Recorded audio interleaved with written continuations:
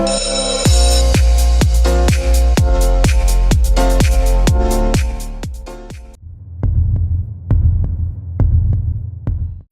Students, स्वागत है आप सभी का साइंस एंड फन 9-10 के यूट्यूब चैनल पे, जहां हम टीचर्स आपको दिल और दिमाग दोनों से पढ़ाते हैं। तो बेटा, आज की इस लेक्चर में हम पढ़ने जा रहे हैं क्लास 9th का पॉवर्टी चैप्टर, जो कि आपकी इकोनॉमिक्स का है। और इस चैप्टर को हम खत्म करेंगे वन शॉट में, यानी कि इस चैप्टर को देखने के बाद आपको और कोई किताब उठाने की आवश्यकता नहीं पड़ेगी, क्योंकि इसमें पूरी एनसीईआरटी मैंने कवर कर दी है।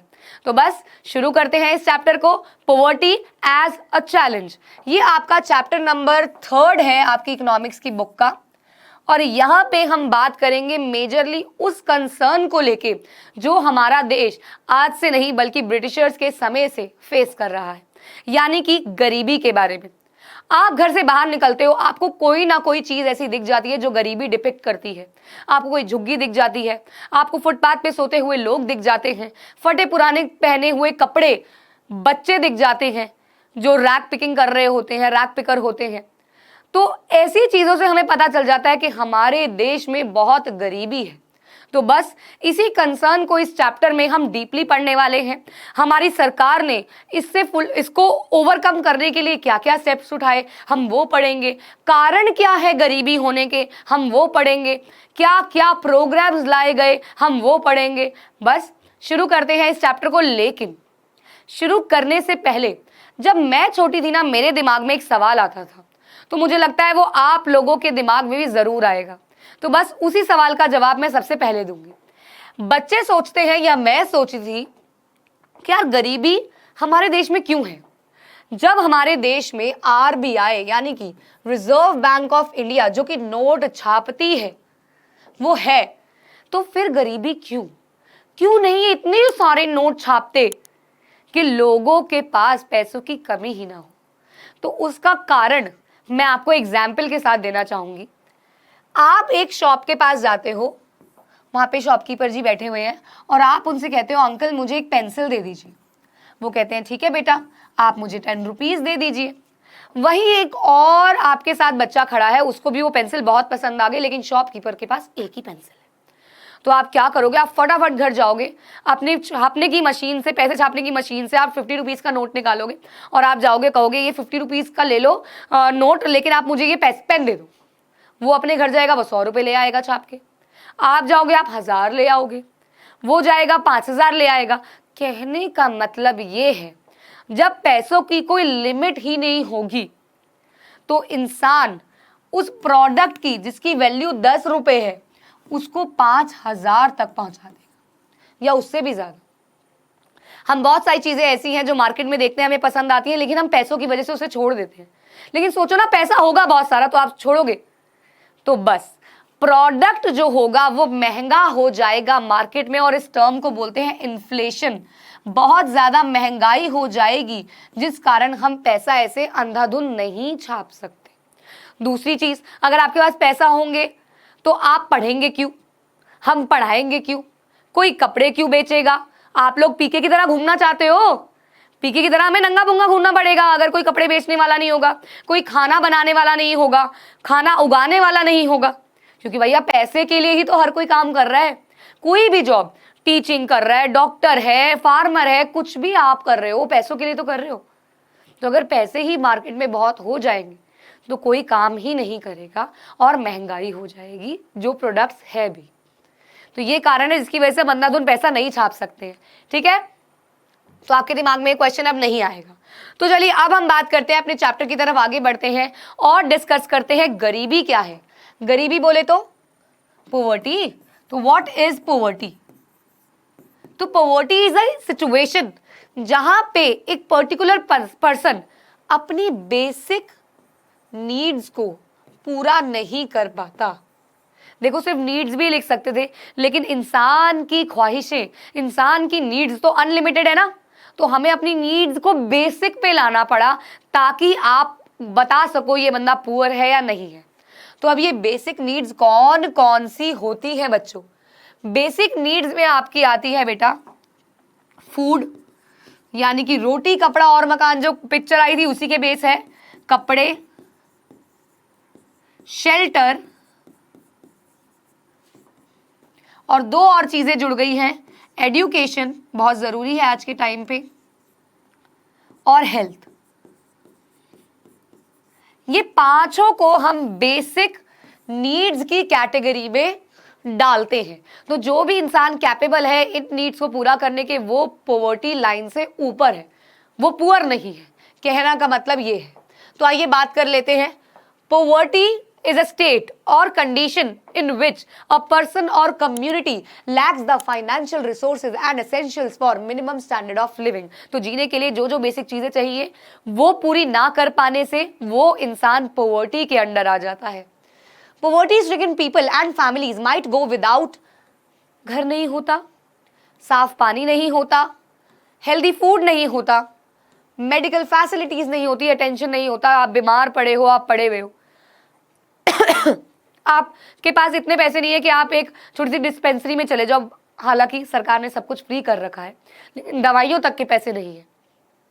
एवरी 5th पर्सन, ये डेटा है 2011-12 का, कि हर 5वां इंसान हमारे देश में गरीब है। दिस मीन्स रफली 270 मिलियन यानी कि 27 करोड़ पीपल जो है वो पॉवर्टी के अंदर रहते हैं, गरीबी के अंदर रहते हैं। तो अब हम बात करने जा रहे हैं शहरों के बारे में, अर्बन एरियाज के बारे में। अर्बन केस को ले लेते हैं और आपकी किताब में इसको लेके केस स्टडीज है, तो बस उसी केस स्टडी से हम इसको सीखने वाले हैं, पढ़ने वाले हैं। राम सरन, तो बेसिकली आपकी बुक की जो केस स्टडी है, वो जो डब्बे बने होते हैं जो आप लोग अक्सर इग्नोर कर देते हैं, वो बहुत जरूरी होते हैं बेटा। अब तो वैसे भी पैटर्न में केस स्टडीज आ चुकी हैं, तो वो पढ़ना बहुत जरूरी है। तो राम सरन का केस है बेटा जी, ये एक डेली वेज लेबर है। वेज का मतलब होता है दिहाड़ी। सैलरी होती है जो आपको हर मंथ मिलती है, और वेज होती है जो आपको हर दिन की मिलती है। तो एक डेली वेज लेबरर है एक फ्लोर मिल में नियर रांची इन झारखंड, ठीक है। ही अर्न्स अराउंड ₹1500 पर मंथ। वो हर महीने 1500 रुपए कमाता है, वो जब एम्प्लॉयड है। वो अपनी फैमिली को सपोर्ट करता है जिसमें 6 इंसान है, 6 पर्सन है, beside sending some money to his elderly parents. 6 जनों का पेट पालता है, अपने माँ बाप के लिए पैसा भेजता है, उसकी वाइफ और उसका बेटा। But none of his 4 children can attend school. लेकिन उसकी वाइफ और उसका बेटा भी काम करते हैं, लेकिन उसके 4 बच्चों में से एक भी बच्चा स्कूल नहीं जाता। The family lives in a 1-room rented house। एक छोटे से किराए के मकान में रहते हैं। On the outer areas of the city, यानी कि कॉर्नर एरियाज में, छोटे छोटे आउटस्कर्ट्स में। The children are undernourished, have very few clothes or footwear and no access to health care। तो उनके पास ना कपड़े हैं, ना पहनने के लिए जूते हैं, तो बहुत ही कम फैसिलिटीज के साथ वो रहते हैं। रोज की दिहाड़ी कमा रहे हैं, कुछ पैसा माँ बाप को भेज रहा है, कुछ घर के लिए रख रहा है, और उसमें भी उसके बच्चे स्कूल नहीं जाते। ये अर्बन एरिया का था। अब रूरल एरिया की बात करते हैं, गांव की बात करते हैं। यहाँ पे लखा सिंह जी है, वहां राम सरन था, यहाँ लखा सिंह जी है। ये एक लैंडलेस लेबर है। लैंडलेस लेबर बोले तो जिनके पास जमीन नहीं होती खुद की। In a small village near Meerut. तो मेरठ में, जो कि उत्तर प्रदेश में है, वहां पे ये रहते हैं by doing odd jobs. Odd jobs का मतलब होता है जो काम मिल जाए। आज पेंटर का मिल गया तो थोड़ा सा कर लिया, थोड़ा लेबर का मिल गया, ईंटें उठवा दी है, वो करने के लिए ऑड जॉब्स करते हैं। मतलब फॉर फार्मर्स, आपका कल्टीवेशन में भी हेल्प करते हैं, तो ऑड जॉब्स कोई भी मिल जाए। ही अर्न्स ₹50 पर डे। वो 1500 रुपये कमाते थे, यहाँ पे 50 रुपये पर डे का कमाते हैं। ये वो पूरे महीने का था, है ना, पर मंथ था, और यहाँ पे ये पर डे का है। Sometimes he get some food grain और other items instead of cash. तो कभी कभी क्या होता था, देखो देखा जाए हिसाब लगाओ, वही 50 रुपये पर दिन का कमा रहा है और ये भी 50 रुपये पर दिन का कमा रहा है। यहाँ पे कह रहे हैं कभी कभी उनको कैश मिल जाता था, 50 रुपये ले जा, कभी कभी कुछ खाने का सामान दे देते थे पैसों की जगह। ही इज इलिटरेट, अनपढ़ था, and his family of 8 people lives in a कच्चा हट। कच्चा पक्का हाउस आपने बचपन में पढ़ा हुआ है, तो ये कच्ची हट में रहते थे, near the edge of the village. They have no access to health care, can not afford new clothes और इवन सोप और ऑयल। तो बेसिकली सोप और ऑयल पे हंसना नहीं है इसमें, इसका मतलब है सैनिटेशन नहीं थी, साफ सफाई भी वो अपनी अफोर्ड नहीं कर सकते थे, क्योंकि सैनिटेशन हेल्थ में ही आती है।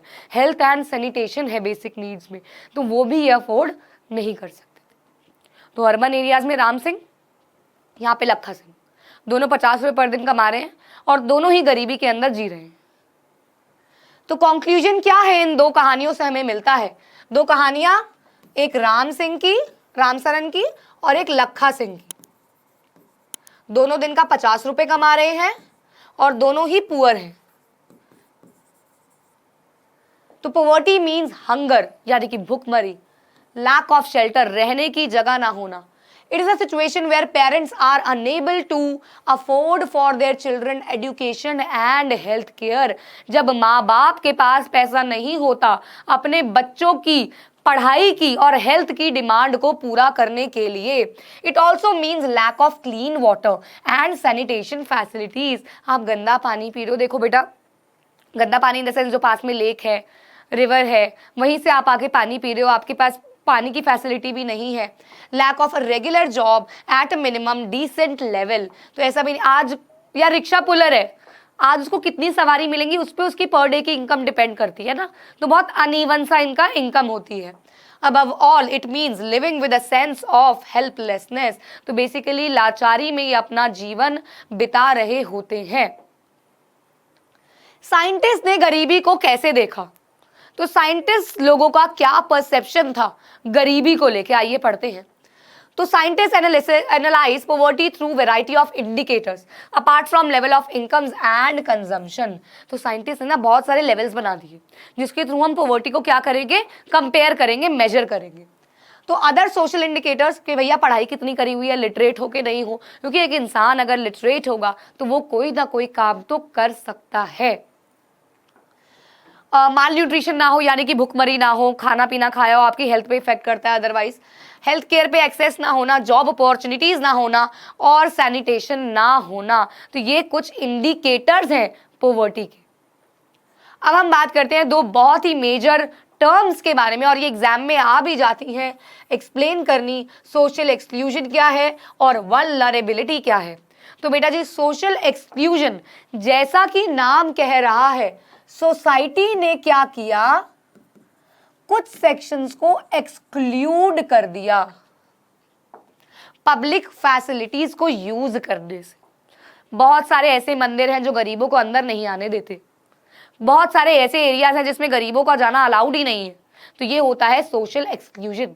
पहले के टाइम पे SC ST OBCs के साथ भी किया जाता था, इसे हम कहते हैं सोशल एक्सक्लूजन। बहुत इंपॉर्टेंट है। तो poverty must be seen in terms of the poor having live only in a poor surrounding with other poor people। तो एक ऐसा माइंडसेट बना लिया कि गरीब जो है वो गरीब के साथ ही रहेगा।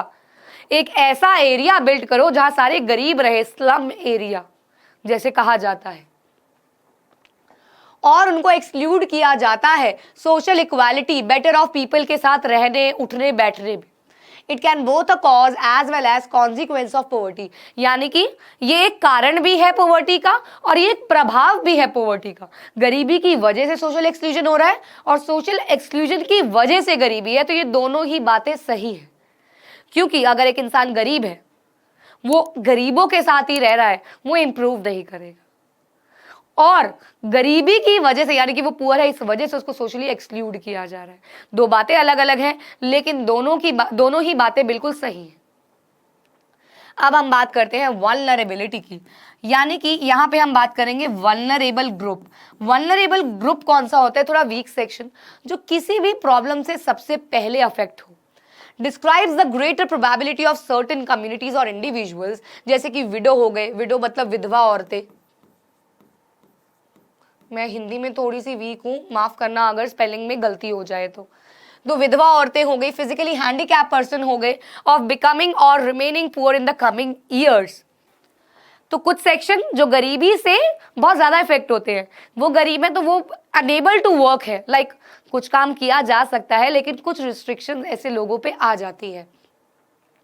It is determined by the options available different communities for finding an alternative living in terms of assets, education, health and job opportunities। तो यहाँ पे लोगों को, यार देखो ना, कोई विधवा होती है, बहुत सारे लोग ऐसे कहते हैं नहीं नहीं तुम नहीं आओगी काम करने, हम तुम्हें नहीं रखेंगे, या कोई हैंडीकैप पर्सन है, तेरे लायक यहाँ कोई काम ही नहीं है। बहुत सारे ऐसे लोग हैं जो अपने सर्वेंट्स को बहुत ही बदतमीजी से ट्रीट करते हैं।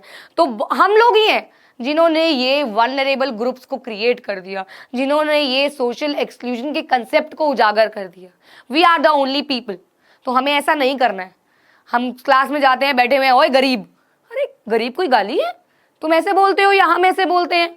What is this? It is a section. It is a section of society. जिसे हमें रिस्पेक्ट करेंगे तो वो लोग में कॉन्फिडेंस आएगा टू इम्प्रूव देमसेल्व्स।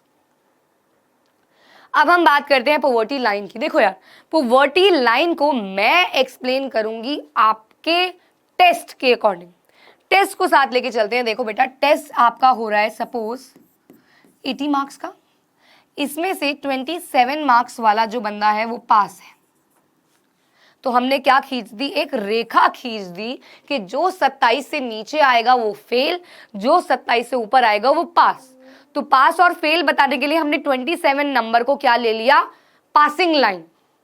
कहते हैं ना, हम पासिंग लाइन पे पास हुए हैं। बहुत सारे बच्चे होते हैं बस पासिंग मार्क्स आए हैं, तो वो पासिंग मार्क्स ही 27 मार्क्स है, वो पासिंग मार्क्स 60-70 नहीं है। तो यहाँ पे भी हमने क्या किया कि पुअर है या नहीं है उसको नापने के लिए एक गरीबी रेखा खींच दी कि जो इसके नीचे आएगा वो गरीब, जो इसके ऊपर आएगा वो गरीब नहीं, अमीर नहीं। हमारी अभी पॉवर्टी लाइन देखना तुम, अभी तुम हमारी पॉवर्टी लाइन देखना, समझ में आ जाएगा। तो जो इसके ऊपर है वो अमीर नहीं है, लेकिन हाँ वो गरीब भी नहीं। तो पॉवर्टी लाइन में very with time and place. तो हमने इसको दो चीजों से मेजर कर लिया, एक तो कैलोरी इनटेक से कि कितना कोई इंसान इनटेक कर रहा है कैलोरी वाइज, और एक आपका हो गया अर्निंग बेसिस पे, एक्सपेंसेस और अर्निंग बेसिस पे। अर्निंग मतलब यहाँ पे इनकम से है। तो इन दो बेसिस पे हमने क्या किया? पॉवर्टी को मापना शुरू कर दिया कि जो इतने से ऊपर होगा तो वो पुअर नहीं है, जो इतने से नीचे होगा वो पुअर है। अभी देखना हमारी क्या पॉवर्टी लाइन है। आप सब कहोगे हम सब अमीर है, अगर मैं बोल दूं कि उसके ऊपर आने वाला अमीर है तो अमीर तो है यार, दिल के अमीर सही, अगर जेब के नहीं है तो। पॉवर्टी लाइन हर जगह हर समय अलग अलग होती है, हर एक एरिया के लिए। Each country uses an imaginary line. तो बेटा जी एक देखो यार, हर जगह क्या 80 में से 27 वाला ही पास है? कोई अब यार हम लोग 80 में से 70 वाला पास कर देते हैं, 70 वाले पासिंग परसेंटेज रख देते हैं, कोई 50 रख देगा, कोई 10 रख देगा, तो अलग अलग होती है। ऐसे ही ये एक इमेजिनरी लाइन है जिसको हमने अप्रोप्रिएट कंसीडर कर लिया ये मापने के लिए कि कौन इंसान ऊपर है कौन इंसान नीचे है, ताकि थोड़े से बेनिफिट्स उस पॉवर्टी लाइन के नीचे वाले लोगों को दिए जा सके। Example, a person not having a car in the United States may be considered poor। लेकिन इंडिया में कार का होना एक लग्जरियस चीज है यार। बाहर के देश में अगर आपके पास कार नहीं है तो आप गरीब हो, लेकिन यहाँ पे ऐसा नहीं है। यहाँ पे अगर कार है तो आप अमीर हो, कार नहीं है तो कोई बात नहीं, बहुत लोगों के पास नहीं है। तो थिंग इज अलग अलग जगहों पे पॉवर्टी की लेवल इज डिफरेंट। ठीक है, तो चलिए, determining poverty line in India, minimum level of the following basic of substance. Food है, क्लोथिंग है, हेल्थ केयर है, फ्यूल है, एजुकेशन है, ये सारी चीजें बहुत ही बेसिक मानी जाती हैं जो पॉवर्टी में पॉवर्टी लाइन से ऊपर जाने के लिए चाहिए होती है। तो अब हम अपने पहले एस्पेक्ट के बारे में पढ़ेंगे जो कि था कैलोरी। बेसिकली दोनों के एस्पेक्ट के बारे में पढ़ने वाले हैं हम। तो the present formula for food requirement while the estimating the poverty line is based on the desired calorie requirement. तो यहाँ पे हम बात करेंगे कैलोरी रिक्वायरमेंट के बारे में। कैलोरी रिक्वायरमेंट मतलब अभी आप लोग कैलोरी वगैरह नहीं जानते हो, लेकिन बहुत सारों की मम्मियाँ हेल्थ कॉन्शियस होंगी, सुबह सुबह ट्रेडमिल पे भागती होंगी, वॉक करती होंगी, डाइटिंग करती होंगी और अपनी कैलोरी इनटेक का ध्यान रखती होंगी। क्योंकि मैंने देखा है आज के टाइम पे पीपल आर वेरी पोजेसिव अपने डाइट को लेके, अपने हेल्थ को लेके। तो बस कैलोरी का मतलब वही होता है कि आप कितनी कैलोरीज बर्न कर रहे हो और कितनी कैलोरीज आप खा रहे हो। तो यहाँ पे खाने के बेसिस पे बताया कि कौन गरीब है और कौन गरीब नहीं है। अब अपनी कैलोरी मत काउंट करने बैठ जाना। तो calorie requirement very on age, sex and the type of work that a person does. आप क्या काम कर रहे हो उसके अकॉर्डिंग ही तो आपको अब यार आप देखो, आपका बहुत फिजिकल वर्क है तो आपको खाना ज्यादा खाना पड़ेगा एनर्जेटिक रहने के लिए। आपका मेंटल वर्क है तो आप कम भी खाओगे तो चलेगा। समझ रहे हो, हमारा मेंटल वर्क है यार, हमारा पढ़ाना इज अ मेंटल वर्क। हम थोड़ा कम भी खाएंगे तो चलेगा, लेकिन कोई भाग रहा है, कोई हल चला रहा है, फिजिकल वर्क कर रहा है, लेबर है, उसको खाने की रिक्वायरमेंट ज्यादा होगी। तो रूरल एरियाज में 2400 कैलोरीज पर पर्सन पर डे की लिमिट है, एंड दैट लिमिट मतलब इसके ऊपर जाना है। अर्बन एरियाज में 2100 कैलोरीज पर पर्सन पर डे की है। सवाल आएगा, हम अर्बन को कम खाना क्यों दे रहे हो? हम क्या शहरों में रहते हुए क्या बात है, हमें क्यों कम खाना दे रहे हो भाई? तो आंसर इज सिंपल। अभी मैंने आपको बताया, शहरों में मेजर जो काम होता है वो मेंटल वर्क होता है। हम सर्विस सेक्टर में ज्यादा इन्वॉल्व हैं, तो हमें इसलिए कैलोरी की रिक्वायरमेंट कम है। तो बेसिक अगर कोई 2100 कैलोरीज भी खा रहा है तो इज ओके। वहीं रूरल एरियाज में फिजिकल वर्क ज्यादा है बेटा। फिजिकल वर्क, आपका फार्मिंग करना है, आपको हल जोतने हैं, समझ रहे हो, तो वहां आपको एनर्जी की रिक्वायरमेंट बहुत सारी चाहिए। तो इसीलिए वहां पे आपको क्या चाहिए होगा, ज्यादा कैलोरी इनटेक चाहिए होगा। The monetary expenditure per capita का मतलब होता है एवरेज इनकम। क्लास 10th में आप इसके बारे में और ब्रीफली पढ़ेंगे। Needed for buying these calorie requirements in terms of food grain etcetera is revise periodically. तो कितना पैसा इन कैलोरी के लिए चाहिए होगा, वो हर कुछ टाइम के बाद वो रिवाइज होता रहता है। फॉर द ईयर 2011 एंड 12 के डेटा को देखें अगर, the poverty line for a person was fixed at rupees 816 per month for rural areas and 1000 rupees for urban areas. Yes, you have to learn this. अगर आप rural areas में हो तो 816 रुपए प्रति माह की इनकम, और वहां पे 1000 रुपए पर महीने की इनकम। अर्बन एरियाज में एक एक मेड 5-5 हजार लेके जाती है बर्तन और सफाई के। तो हर इंसान पॉवर्टी के ऊपर ही चला गया। अब ना मैं आपको एक बात बोलूंगी, लेकिन पेपर में मत लिखना यार, तुम्हें मम्मी कसम है, पेपर में मत लिखना, बस कहीं मेरे घर आ जाए। तो कहने का मतलब सिर्फ ये है, हमारे देश में ना गरीबी को कम करने के लिए क्या किया, एग्जाम्पल ले रही हूं, हाँ, ABCD 4 लोग हैं और 20 नंबर का ना एक टेस्ट हुआ। A के मार्क्स आए 19, इसके आए 12, इसके आए 11 और इसके आए 7, ये मार्क्स है, ठीक है। और अभी पासिंग परसेंटेज थी 15 मार्क्स। अभी कितने बच्चे फेल हुए, ये भी फेल, ये भी फेल, ये भी फेल, सिर्फ एक बच्चा पास हुआ। लेकिन अगर मैं अपनी पासिंग परसेंटेज को या 15 की जगह 5 मार्क्स कर दूं, क्या सभी इसके ऊपर आ गए? तो बस यही किया जाता है पॉवर्टी में भी। पॉवर्टी लाइन को इतना नीचे लेके जा चुके हैं कि आराम से लोग उसके ऊपर आना शुरू हो गए हैं, और डेटा में लिखा जाता है, अरे यार आने वाले 2025 तक गरीबी बिल्कुल खत्म कर देंगे, 2030 तक गरीबी मिटा देंगे। ऐसे मिटती है गरीबी, लेवल को नीचे गिराए जा रहे हैं। 1000 रुपए नहीं कमा सकते क्या अर्बन एरियाज में? कोई मुश्किल है 1000 रुपए महीने का? कोई मुश्किल नहीं है यार। तो ये हमारी पॉवर्टी लाइन है, बट क्या करें, है तो है, करना तो पड़ेगा। तो poverty line is estimated periodically, normally every 5 years में रिवाइज होती है by conducting sample surveys. Sample surveys NSSO national sample survey organisation करती है। एक नंबर में इसकी फुल फॉर्म आ जाती है नेशनल सैंपल सर्वे ऑर्गेनाइजेशन। सारा का सारा डेटा रिकॉर्ड करती है, जो हर 10 साल में सेंसस की रिपोर्ट में छापा जाता है। सर्वे किया जाता है, घर में मेंबर्स, लिटरेट मेंबर्स, अब आपके एडल्ट मेंबर्स कौन है, बच्चे कितने हैं, ये सब आके वो पूछते हैं, एंड देन वो डेटा आपका रिकॉर्ड होता है। ये करती है हमारी national sample survey organisation. Income पूछी जाती है। तो अब आता है एक ऐसा टॉपिक जो है परसेंटेज पे बेस, डेटा पे बेस, पॉवर्टी एस्टिमेट्स। आप थोड़ा सा फटाफट से रीड करने वाला टॉपिक है बच्चों। इसमें सिर्फ परसेंटेजेस है कि कैसे कैसे कैसे percentages wise poverty is distributed. तो there is a substantial decline in poverty ratios in India from about 45% to 37.2% in 2004 and 5, और 2011 में 22% पे आ गई। 45, 37.2 एंड देन 22%। मैंने आपको रीजन दिया ना, वो रीजन भी है। और चलो यार, थोड़ा बहुत तो लोगों की स्टैंडर्ड ऑफ लिविंग में इंप्रूवमेंट आई, लेकिन थोड़ा सा ना सरकार ने भी ना चालाकी दिखाई और पॉवर्टी लाइन को नीचे कर देते हैं।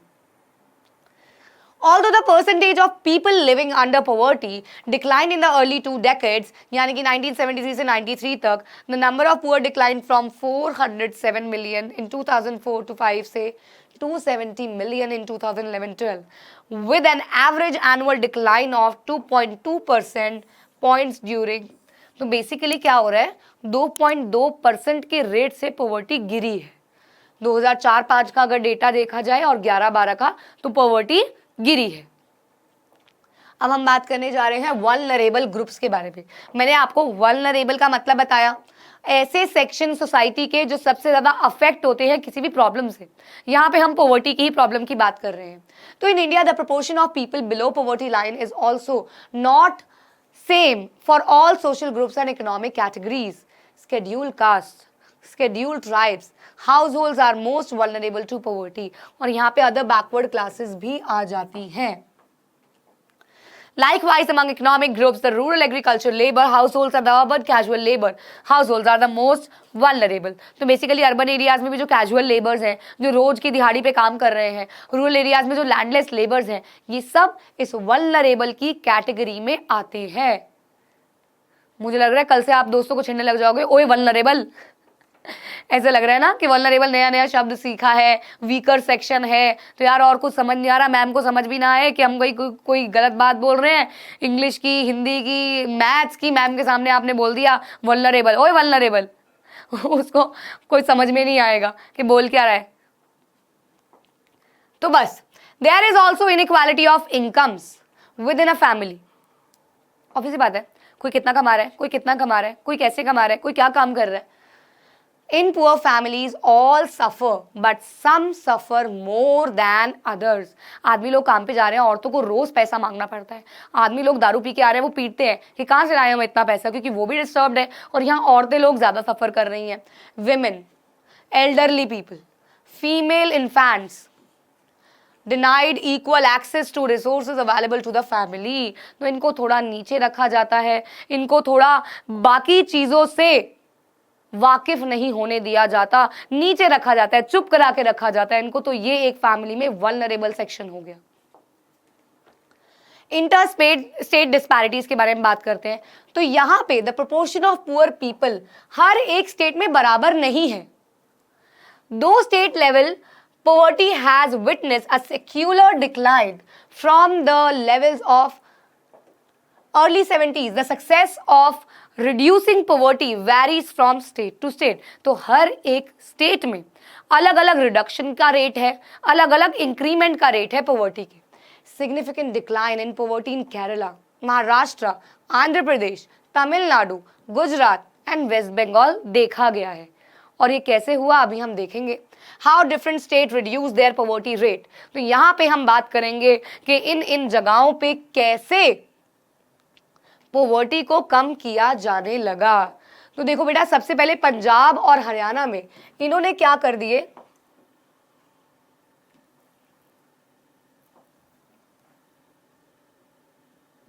अपने एग्रीकल्चर में इंप्रूवमेंट लेके आए, हाई एग्रीकल्चरल ग्रोथ। ये एग्जाम पॉइंट ऑफ व्यू से बहुत इंपॉर्टेंट है, बहुत ज्यादा बच्चे। तो पंजाब और हरियाणा ने फोकस किया क्योंकि they are very good in खेती बाड़ी, तो इन्होंने अपने एग्रीकल्चर को बढ़ाने का सोचा और इससे इन्होंने वहां पे पॉवर्टी लेवल को कम लाने में मदद की। अब बात करते हैं केरला। इन्होंने इन्वेस्ट किया ह्यूमन रिसोर्स में, बच्चों को पढ़ाया, बच्चों को ट्रेन किया, और वहां पे इससे लिटरेसी रेट से, ट्रेडिंग रेट से बढ़ के उन्होंने अपनी इकोनॉमी में कंट्रीब्यूट किया और पॉवर्टी लेवल में आई कमी। वेस्ट बंगाल में इन्होंने फोकस किया लैंड रिफॉर्म मेजर्स पे, यानी कि जो लैंड अनइवन डिस्ट्रीब्यूटेड है उसको इवन तरीके से डिस्ट्रीब्यूट किया जाने लगा। लैंड फॉर्म नहीं, लैंड रिफॉर्म, यानी कि जिस पैटर्न से लैंड डिस्ट्रीब्यूटेड है उसको रिफॉर्म किया गया। और लास्ट में आता है आंध्र प्रदेश एंड तमिलनाडु। ये आपका होमवर्क है बच्चों, ये आपको मुझे कमेंट सेक्शन में बताना है कि इन्होंने किस चीज पे फोकस किया।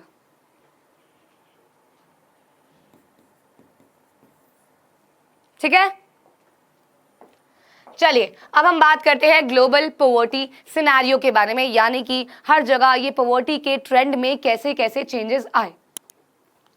The proportion of people living under poverty is different countries defined by the World Bank. World Bank is the papa of all the state banks. आपका जैसे इंडिया का बैंक है, उसका बैंक है, उसका बैंक है, उन सब बैंक्स के पापा है world bank.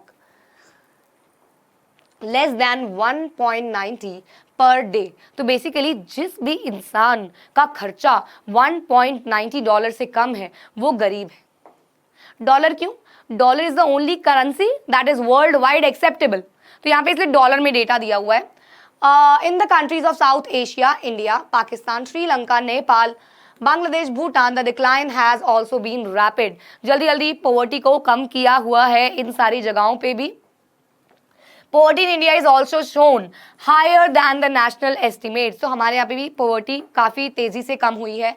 In sub-Saharan Africa, poverty in fact declined from 51% in 2005 to 40.2% in 2018. तो gradual decline देखा गया percentages में भी। कहाँ पे? Sub-Saharan Africa में। तो ये 3 नंबर में सिर्फ ये percentages बतानी भी आपके एग्जाम में आ सकती है।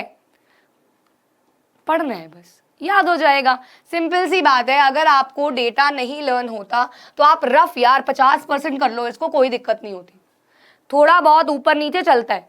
डेटा है ना 2018 में 40 हो गया, वहां पे 50 ले लो, इतना चलता है। मैम इतना समझती हैं कि थोड़ा बहुत हिस्ट्री नहीं है ना, वहां पे डेट एक्यूरेट लिखनी है। अब कोई बंदा पैदा हुआ है उसकी डेट आप आगे पीछे नहीं कर सकते, लेकिन इसमें हल्का सा अप्रॉक्स करके आप आगे पीछे लिख सकते हो, बस अप्रॉक्स लगा दो साथ। The new sustainable development goals of sustainable development goals। मैं पहले इस कंसेप्ट को बता दूं, आपके 9th क्लास में नहीं आएगा, ना आता है, लेकिन 10th में आता है। शब्द आ गया है तो एक्सप्लेन करना is my duty. Sustainable development is the growth. आपको यहाँ पे क्या करना है, रिसोर्सेज को इस तरीके से मैनेज करना है जिससे प्रेजेंट जनरेशन खुश हो जाए और फ्यूचर जनरेशन के लिए आप रिसोर्सेज को बचा के रखें। तो यहाँ पे सस्टेनेबल डेवलपमेंट गोल्स जो यूनाइटेड नेशन के हैं, उन्होंने पॉवर्टी को ये वादा किया है कि 2030 तक हम खत्म कर देंगे। चलो, गरीबी चली जाएगी देश से। अब हम बात करने जा रहे हैं कारण जिनकी वजह से पॉवर्टी होती है। 2 मिनट दे रही हूं, जल्दी से आप बताइए कमेंट सेक्शन में कि क्या कारण हो सकते हैं। 2 मिनट है आप लोगों के पास, बताइए कि किन किन कारणों की वजह से आपको लगता है गरीबी हुई होगी। ऐसा क्या हुआ जिससे गरीबी हमारे देश में फैलती चली गई कि बाहर निकलो हमें गरीब नजर आते हैं? क्यों है ऐसा? कुछ 1 2 3 जो भी आपको पॉइंट से याद आ रहे हैं आप लिख सकते हैं, सिर्फ पॉइंट।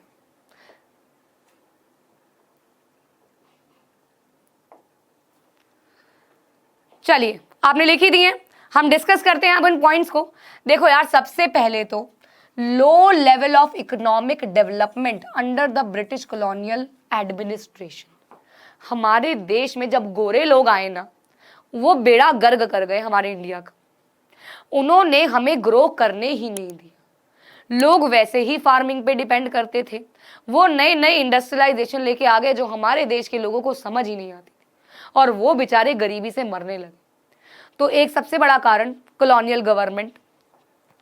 तो the policies of the colonial government रूइन traditional handicrafts. लोग टेक्सटाइल्स पे शिफ्ट होने लगे, हाथ से बनी चीजें डिस्करेज करने लगे।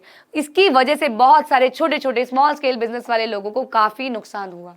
The low rate of growth persisted until the 1980s, और ये चलता गया 1980 तक। ये सारी चीजें चलती रही, इफेक्ट्स रहे ना। ब्रिटिशर्स चले गए, आपको मैं ब्रिटिशर्स तो चले गए, लेकिन इफेक्ट रह गए ना। लोगों को इंडस्ट्रियलाइजेशन समझ नहीं आई, वो बड़ी बड़ी फैक्ट्रियां लगा के चले गए, लोगों को चलानी ही नहीं आई, वो बेचारे गरीबी में रहे। Second is low growth rate and population increase. देखो यार, ये भी एक बहुत बड़ा कारण है कि पॉपुलेशन जो है वो बहुत इंक्रीज कर रही है, जिसकी वजह से गरीबी छा रही है। पॉपुलेशन बढ़ेगी तो डिमांड ऑफ गुड्स बढ़ेगा, डिमांड ऑफ गुड्स बढ़ेगा तो इन्फ्लेशन होगा।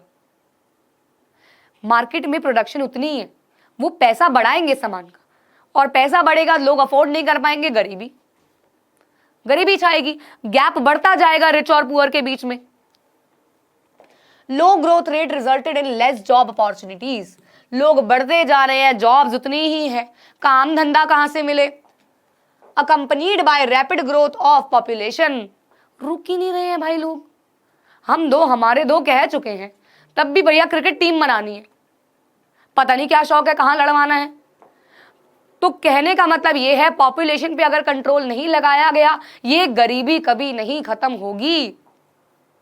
The failure at both the fronts, promotion of economic growth and population control, परपेचुएटेड the cycle of poverty. तो आप क्या करो, पॉपुलेशन को कंट्रोल करो, अपनी स्कीम्स को बेहतर करो, जॉब अपॉर्चुनिटीज लेके आओ, जिससे ये पॉवर्टी में कमी आएगी।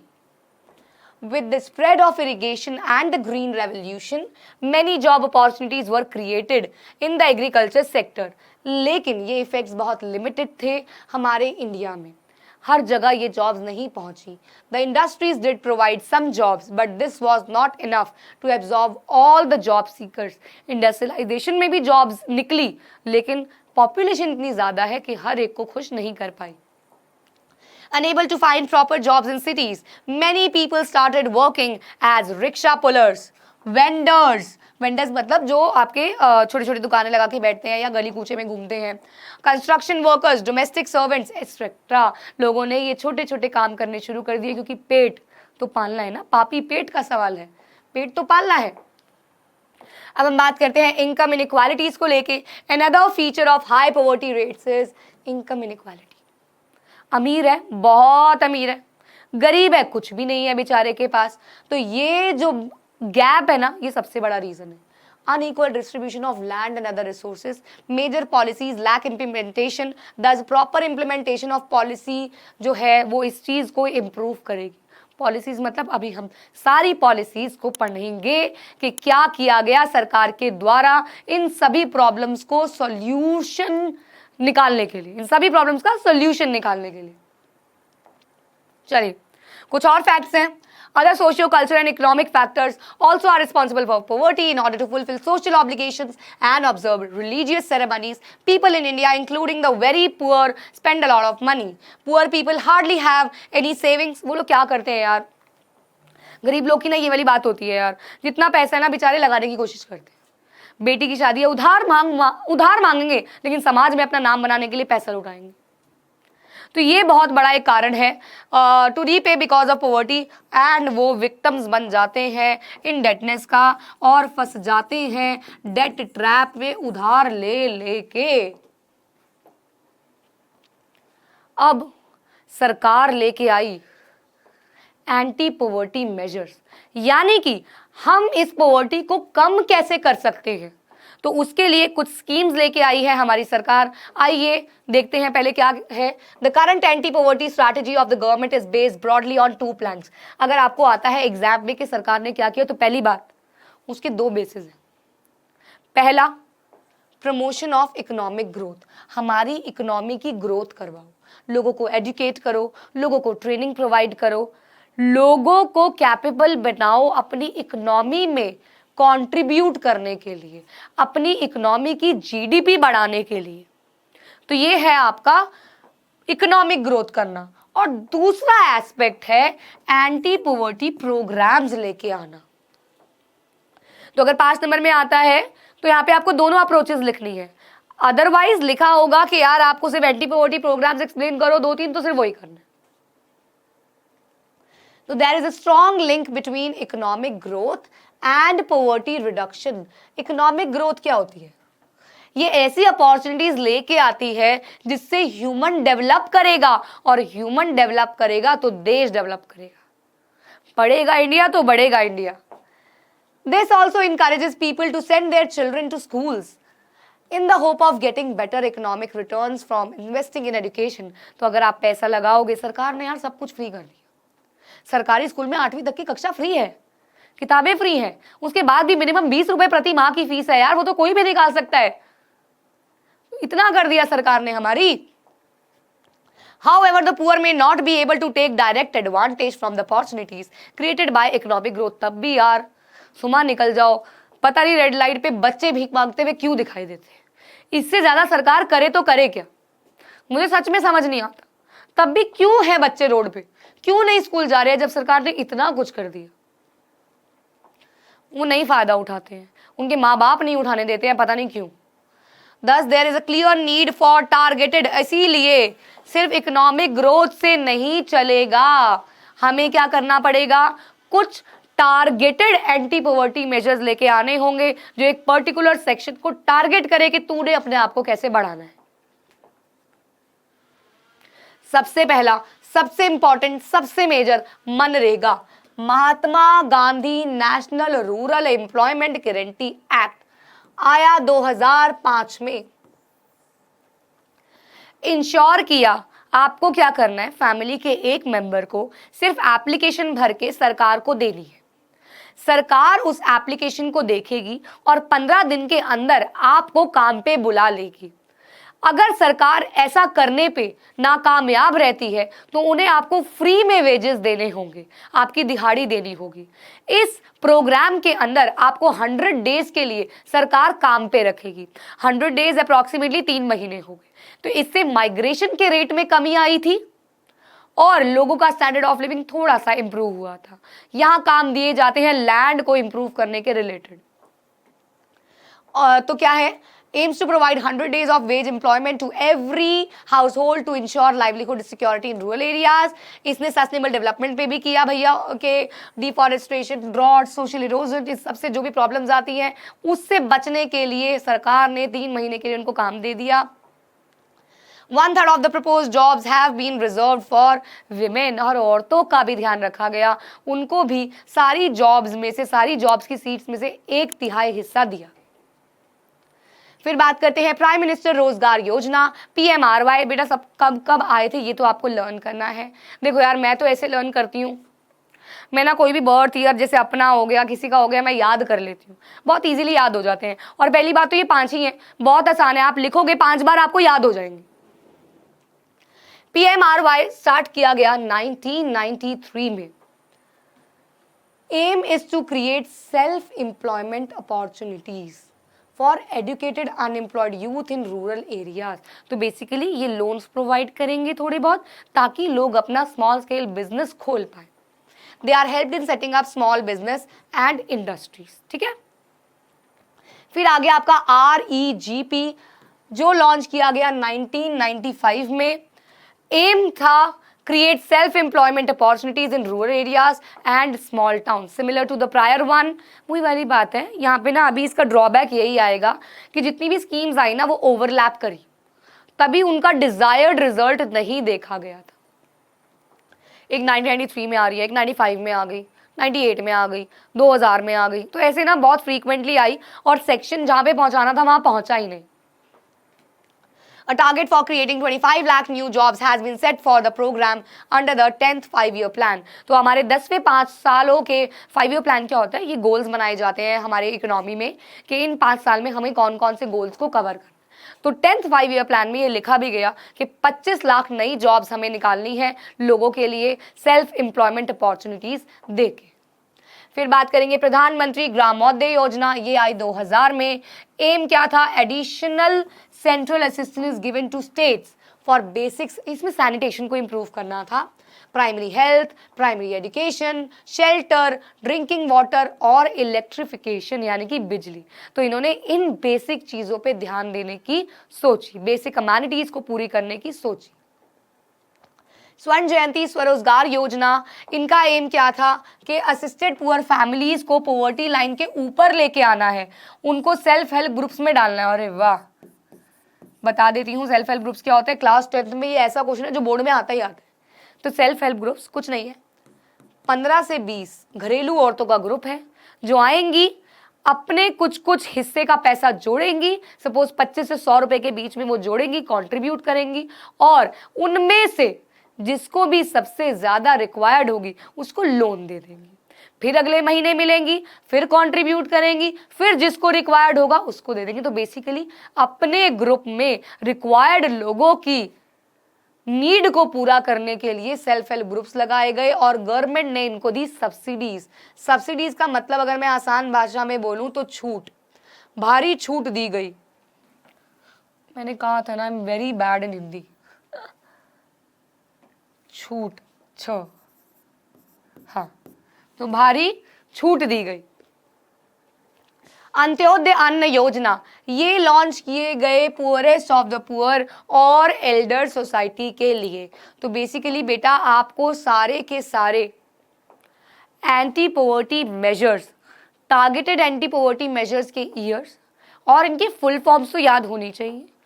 अगर आप सबसे ज़्यादा फुल फ्लेज लर्न करोगे तो MNREGA is very very very very very important. ये तो एग्जाम में कई बार आता है। नाउ अब इन प्रोग्राम्स का क्या रिजल्ट हुआ, देखिए बेटा सबसे पहला ड्रॉबैक, ये बहुत लेस इफेक्टिव थे। मैंने आपको बताया इम्प्लीमेंटेशन ढंग से की ही नहीं गई, जहां टारगेट था वहां पहुंचा ही नहीं। दूसरा, ओवरलैपिंग हो गई स्कीम की, 2-2 साल के गैप में आ रहे हैं। क्या हमारे देश की प्रॉब्लम 2-2 साल में कवर होने वाली है? नहीं। गुड इंटेंशन थी, लेकिन इनका जो बेनिफिट था वो डिजर्विंग पुअर तक नहीं पहुंचा। Therefore, the major emphasis in recent years is on proper monitoring of all। अभी क्या है, अब कोई नया पॉवर्टी एलिवेशन प्रोग्राम नहीं आएगा, जो ऑलरेडी है उन्हीं पे फोकस करके उन्हीं को पहले हम आगे ढंग से चलने देंगे। तो मनरेगा अभी तक चल रहा है, अभी तक ऐसा पॉसिबल है कि आप अपनी एप्लीकेशन देंगे तो आपको सरकार काम दिलवाएगी। ना अब आगे के क्या चैलेंजेस हैं वो देख लेते हैं। चैप्टर बस खत्म ही होने वाला है। पॉवर्टी धीरे धीरे डिक्लाइन कर रही है। ये अब मतलब बहुत ही एक मेजर चैलेंज जो इंडिया, जो हमारा देश फेस कर रहा था, वो खत्म धीरे धीरे चल रही है खत्म होने की कगार पे। Poverty reduction is expected to make better progress in the next 10 to 15 years, possibly mainly due to higher economic growth। लोग बढ़ रहे हैं, लोग पढ़ रहे हैं, पॉपुलेशन कम हो रही है, कंट्रोल में आ रही है, विमेन एम्पावर हो रही है और इकोनॉमिकली वीकर सेक्शन जो है वो भी एम्पावर हो रहे हैं। तो इसी के साथ आपका पॉवर्टी चैप्टर होता है खत्म। मैम इसके क्वेश्चंस, बिल्कुल बेटा आपके डिस्क्रिप्शन बॉक्स में टेलीग्राम चैनल का लिंक है, जिसमें 9th एंड 10th की सारी एसएसटी की पीपीटीज आएंगी। एसएसटी क्या, साइंस मैथ्स इंग्लिश सबकी पीपीटीज आएंगी, एक्स्ट्रा क्वेश्चंस असाइनमेंट्स आएंगे और लाइव क्लासेस में हम इसके पीवाईक्यूज इंपॉर्टेंट क्वेश्चंस भी करेंगे। अभी जब हम अपने एग्जाम की तैयारी करेंगे, assertion, reason, MCQs, correct and read etcetera etcetera लेके आएंगे और उसको चैप्टर वाइज रिवाइज भी करेंगे। अभी फिलहाल आज के इस चैप्टर में आपको थियोरिटिकली मैंने सारा समझा दिया है। A to Z of chapter यानी कि P to Y of poverty chapter खत्म हो चुका है। अब आपको इसके अलावा कोई भी बुक ढूंढने की रिक्वायरमेंट नहीं पड़ेगी। तो बस इस चैप्टर को रिवाइज करो और नेक्स्ट वीडियो में मैं लेके आ रही हूं आपके लिए पॉवर्टी चैप्टर का अगले वाला चैप्टर फूड सिक्योरिटी। मिलते हैं अगली वीडियो में, धन्यवाद।